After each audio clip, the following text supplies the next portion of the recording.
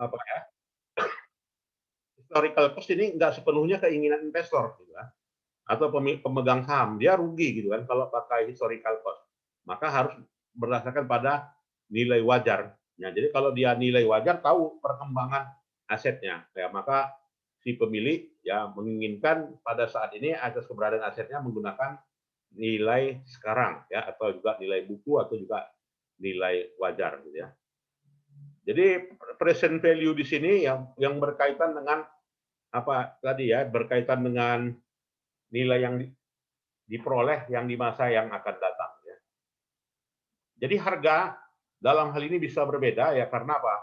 Ya karena harga itu punya tingkatan juga ya. Jadi tingkatan tersebut berkaitan dengan barang dan jasa dalam satu periode ekonomi gitu ya.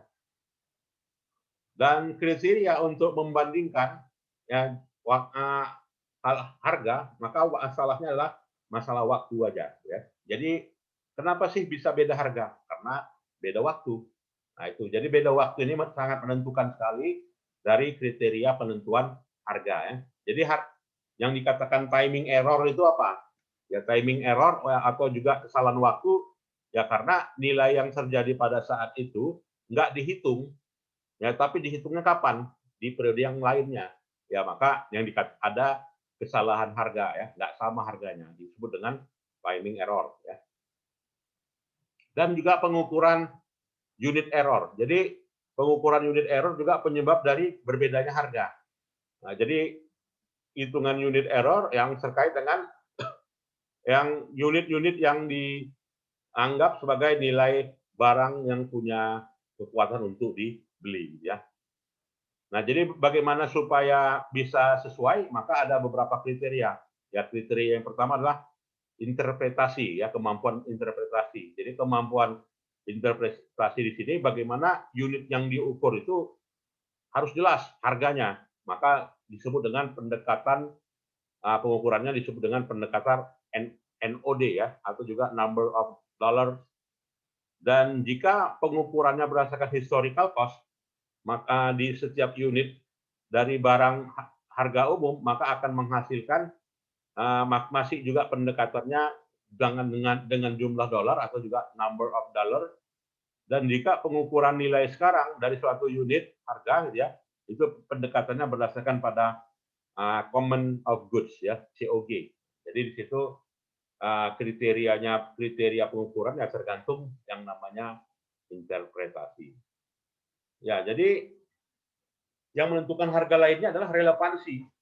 Nah, jadi relevansi laporan keuangan itu kapan sih bisa bermanfaat? Ya tergantung kapan mau digunakan. Nah, jadi kapan mau digunakan, disitulah dikatakan laporan keuangan itu punya informasi. Maka dikatakan unsur laporan keuangan itu haruslah unsur yang relevan ya. Jadi unsur yang relevan di sini difokuskan pada apa ya COG ya cost of yang dikatakan COG atau juga common of goods dan juga number of dollars ya. Jadi pendekatan inilah pendekatan normatif ya. Jadi relevansi ya, pendekatan relevansi. Nah, ini pendekatan historical cost yang paling lama gitu ya. Jadi akuntansi itu udah berabad-abad pakai historical cost. Nah, jadi historical cost karakteristiknya ada 4 aspek. Di historical cost itu digunakan untuk elemen yang disajikan di laporan keuangan. Jadi laporan keuangan itu udah berabad-abad ya kita pakai historical cost. Diasumsikan nilai moneternya stabil, itu ya. Kemudian juga sesuai dengan prinsip perbandingan dan juga prinsip realisasi, ya. Nah itulah historical cost. Jadi asumsi dasarnya adalah stable monetary ya kalau kita mau pakai historical cost. Tapi kalau menggunakan nilai wajar ya bukan stable monetary ya, tetapi market ya ditentukan oleh market pasar.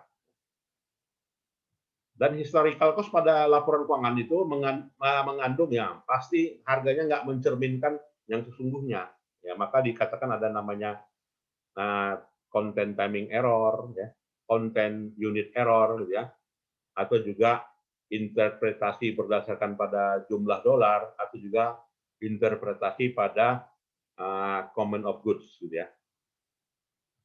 Nah kalau menggunakan pendekatan harga pengganti bagaimana atau juga replacement cost Nah, jadi pendekatan harga pengganti di sini 5 aspek dasar syaratnya ya. Pertama ya, ada barang yang mau diganti. Ada asumsinya nilai moneter yang stabil. Kemudian prinsip realisasi. Kemudian terjadinya dikotomi terkait dengan operating income dan juga holding gain atau juga holding loss ya. Net realizable kriterianya ada berapa? Ada 4 juga ya. Yang pertama, net realizable itu merupakan atribut atau juga elemen dari laporan keuangan ya. Satu. Yang kedua, unit moneternya stabil ya. Jadi sama dia dengan nilai historis ya, kemudian present value ya, sama juga dengan net realizable ya.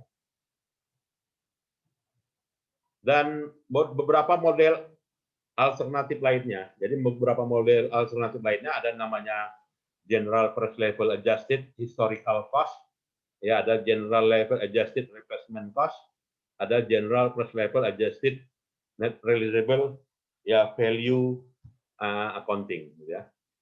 Nah, jadi kalau dia berdasarkan pada tingkat laporan keuangan tingkat harga umum yang disesuaikan dengan nilai historis karakteristiknya, ya pertama sudah lama menggunakan atribut historis, kemudian juga menggunakan harga beli yang diukur gitu ya, matching principle dan nilai realisasi ya. Kalau menggunakan ya general price level adjusted replacement cost syaratnya 4 juga. Yang pertama menggunakan harga pengganti dengan atribut di laporan keuangan, kemudian juga menggunakan harga beli sebagai alat ukur ya, harga beli umum, kemudian juga prinsip realisasi, kemudian sama ya, artinya general price level adjusted replacement cost sama ya dengan general price level replacement dengan general price level adjusted historical cost ya, sama ya. Nah, inilah ya, jadi berkaitan dengan penerapan ya terkait dengan nilai realisasi ya. Nilai realisasi bersih ya. Nah, jadi kesimpulannya bahwasanya ada beberapa model ya, model perbandingan di mana model perbandingan ini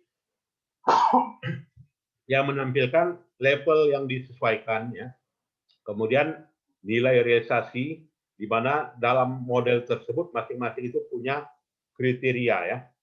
Ya, jadi kriteria itu tentu saja bisa diadopsi salah satunya ya. Nah, jadi salah satunya Indonesia. Kalau sekarang kita ya ya kalau sekarang ya historical cost dan juga fair value ya yang dipakai secara standar internasional gitu ya. Jadi kalau katanya laporan keuangan tingkat harga umum kapan diperlukan? Ya kalau kita mau melakukan yang namanya ini ya, yang namanya penilaian kembali, revaluasi. Nah, jadi kalau mau melakukan revaluasi atas aktiva tetap, maka laporan keuangan tingkat harga umum harus dibuat ya untuk menilai yang tepat dari masing-masing item pos laporan keuangan. Ya. Nah, inilah yang terkait dengan topik yang ke-14 ini. Silakan, ada yang mau kita diskusikan?